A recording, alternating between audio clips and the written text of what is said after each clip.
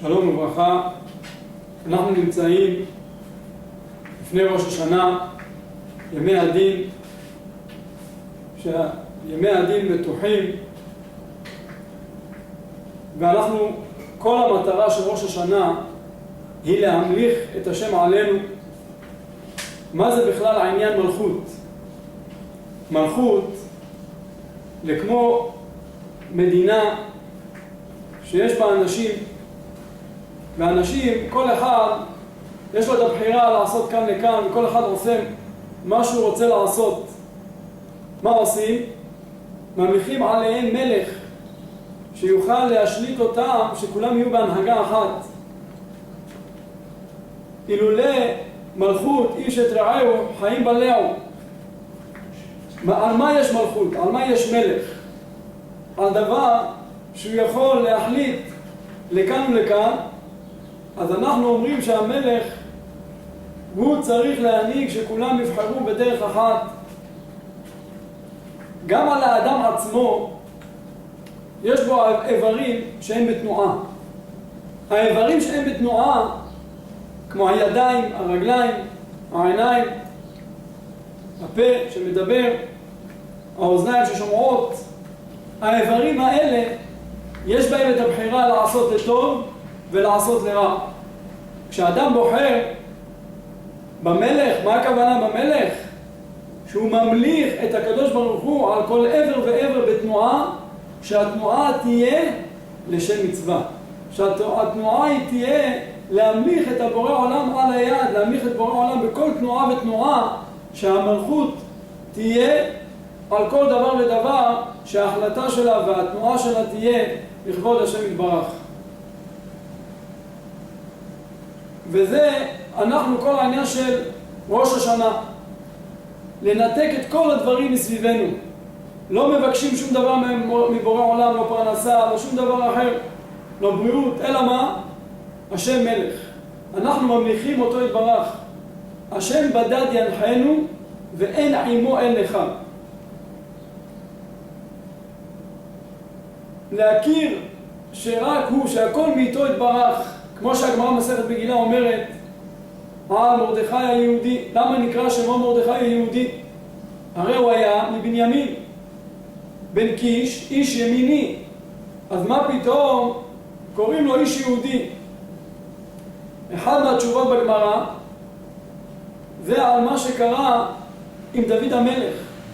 דוד המלך ששמעי בן גרה בא וקילל אותו, ואבנר בן נר רצה לשסע אותו.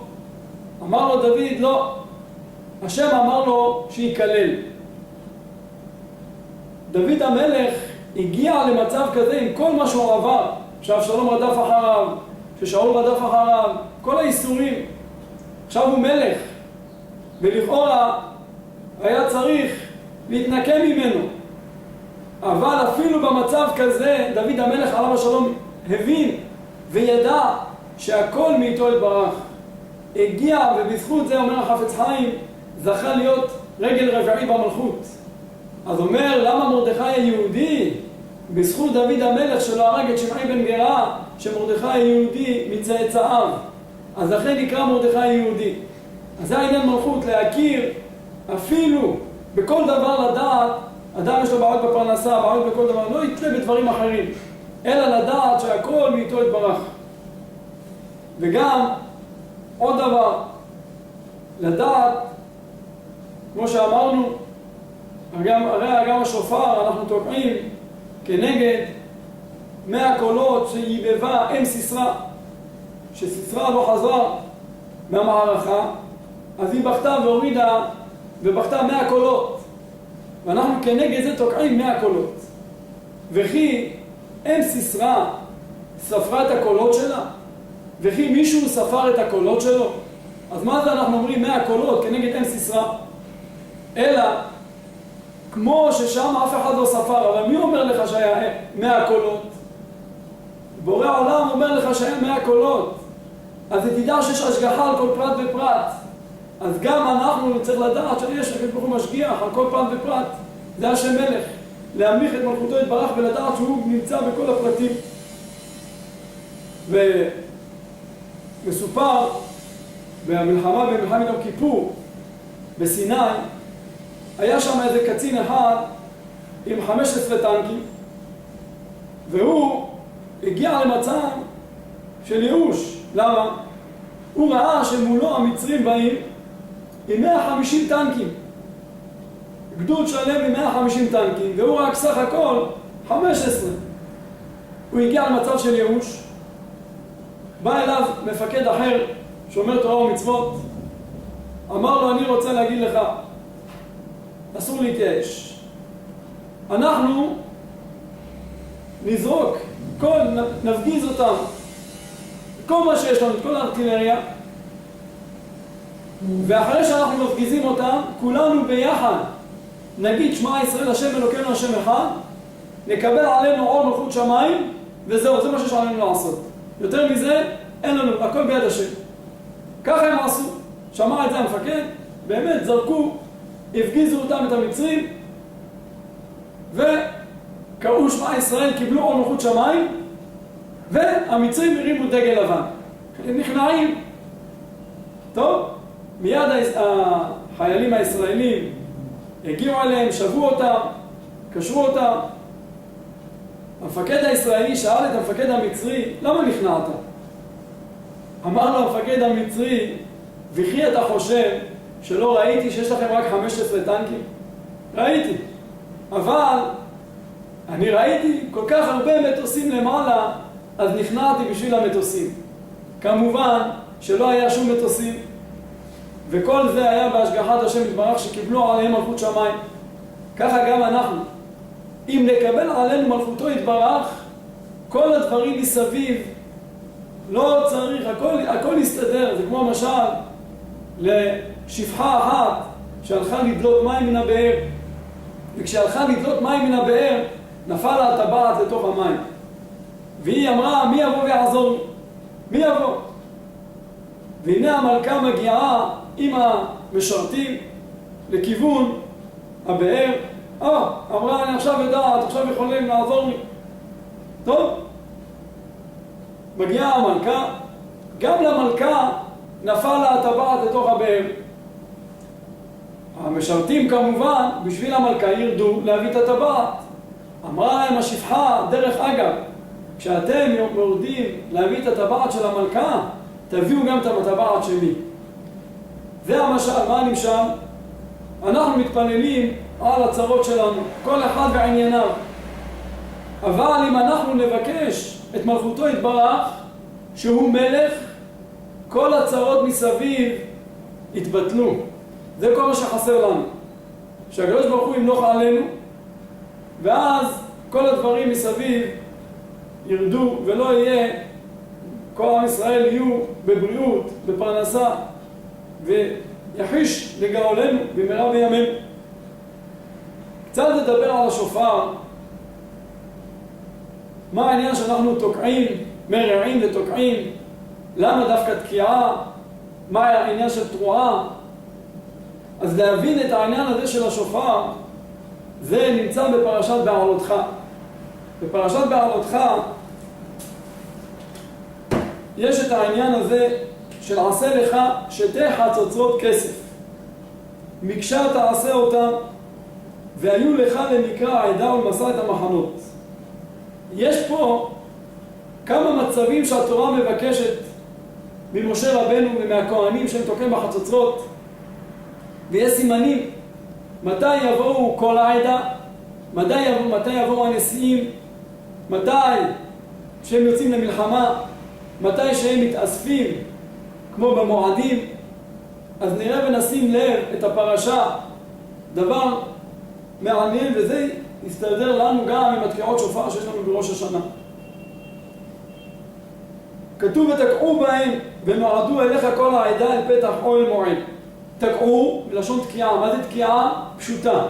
כוונה אחד. ואם באחת יתקעו, אבל אם תוקעים בחצוצרה אחת, אז אם כן רק הנשיאים באים, אבל עדיין זה תקיעה.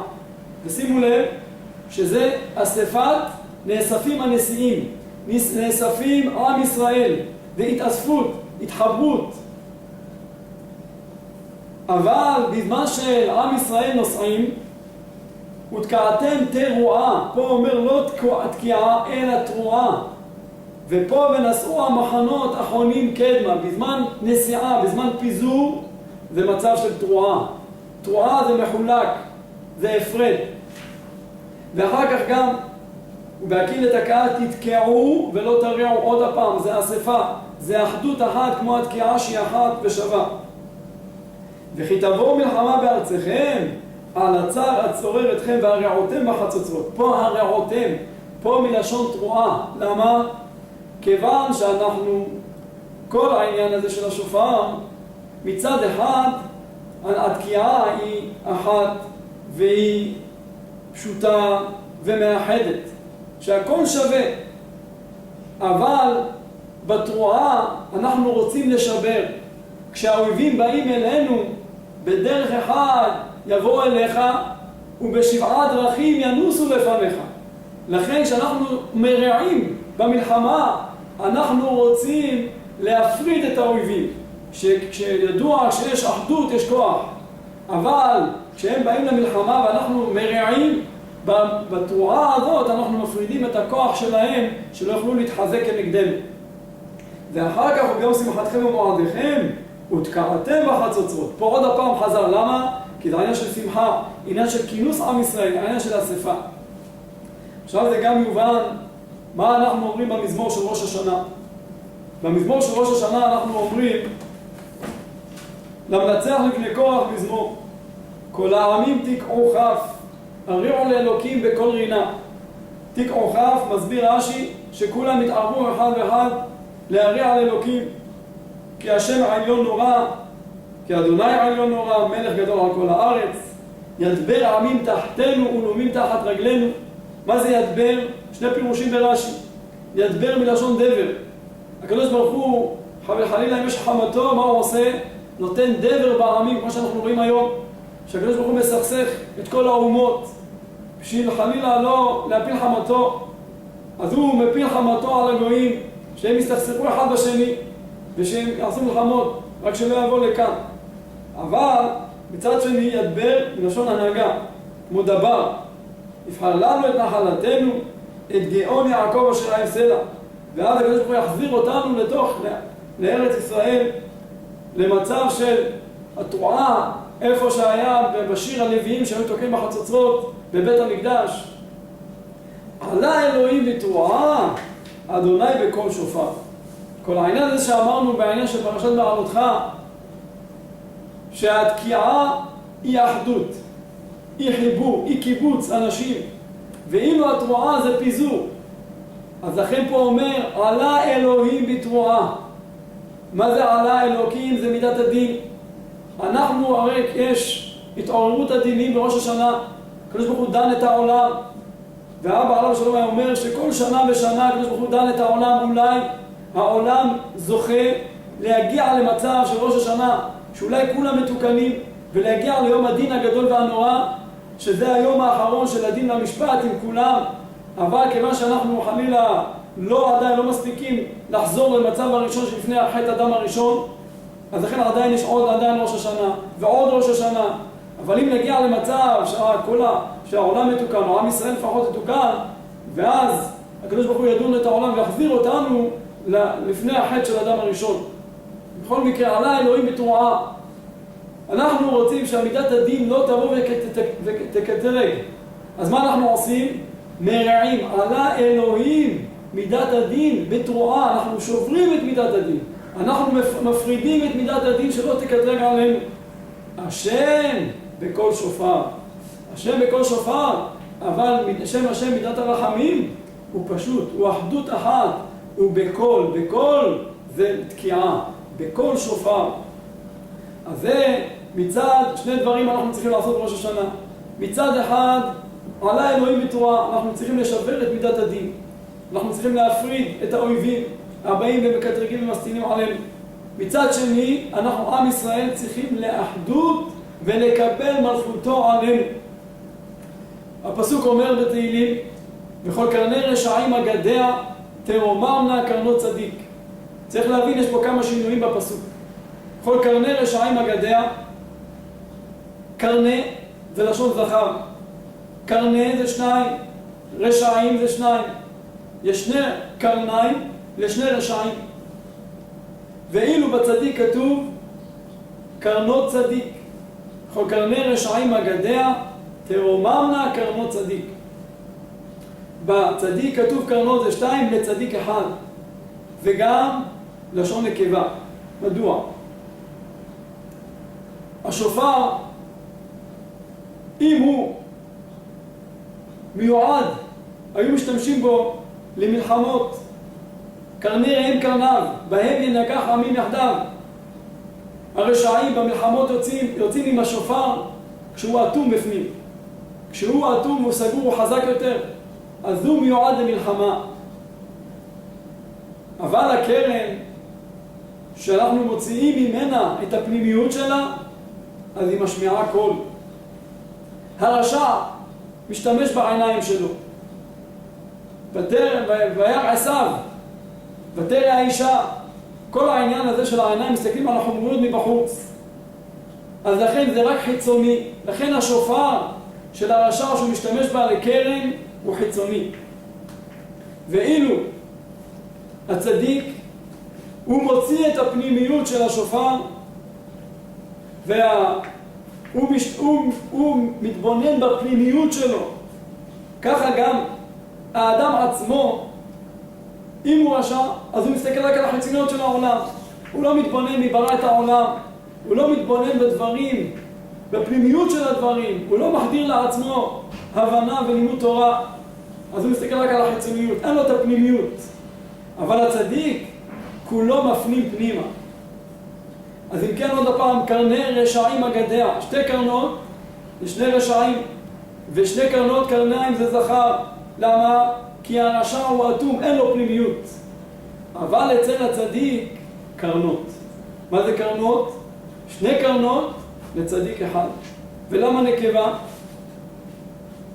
כי אמרנו שאנחנו מוציאים את הפנימיות של זה, ואחר כך נשמע הכל שופר.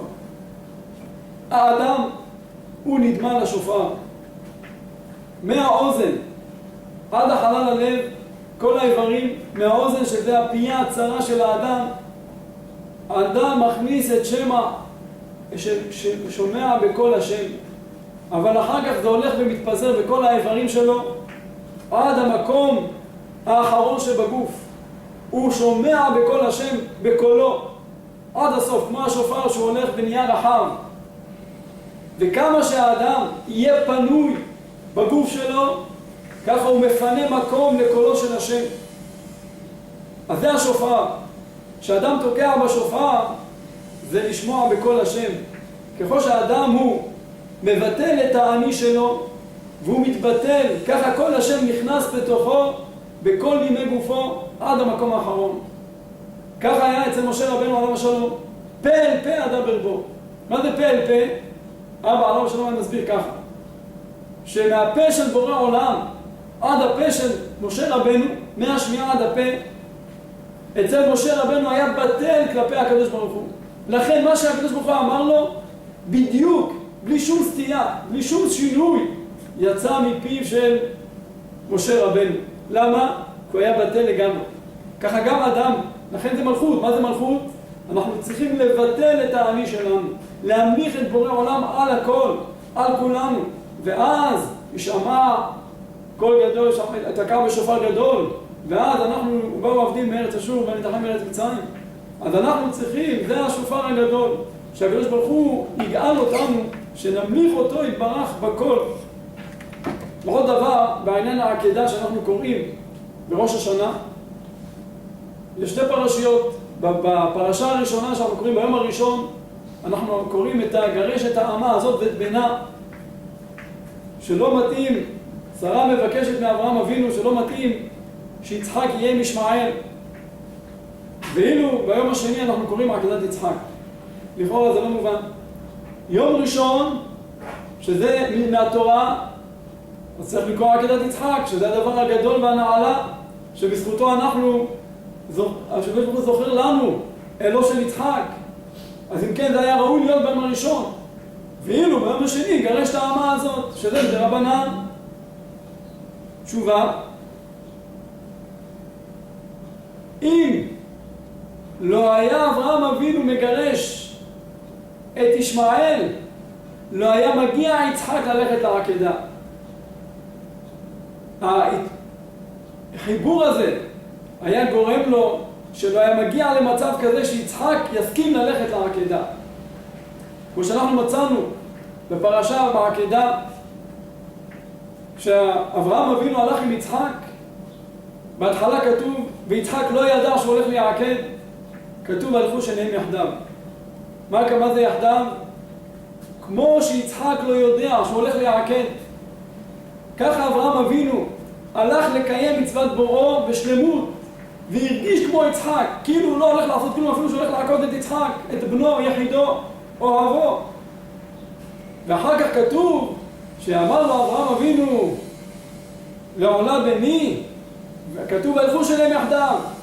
גם יצחק עכשיו הרגיש, התורה מלמד אותנו שהוא הרגיש כמו אברהם אבינו לפני כן, כמו אברהם אבינו שהרגיש שהוא הולך במטרה בשלמות, אפילו שהוא הולך לעקוד, ככה גם יצחק עכשיו מרגיש, אפילו שהוא הולך לעקד. אבל גם ואחר כך כתוב בפעם השלישית, והלכו שלהם יחדיו. מתי? כשהם חזרו לנערים, לישמעאל ולעזר, כתוב והלכו שניהם יחדיו. למה פה כתוב והלכו שניהם יחדיו? כי פה יחדיו להגיד לך שכמו שלעזר וישמעאל לא ידעו שמה שאברהם אבינו הלך לעשות לעקוד את יצחק והם הלכו רגיל, ככה אברהם ויצחק עליהם השלום לא הרגישו שעשו משהו. אפילו שאברהם אבינו הלך לעקוד את יצחק בנו ועשו דבר גדול, מצווה גדולה, הם לא הרגישו בליבם שהם עשו דבר גדול.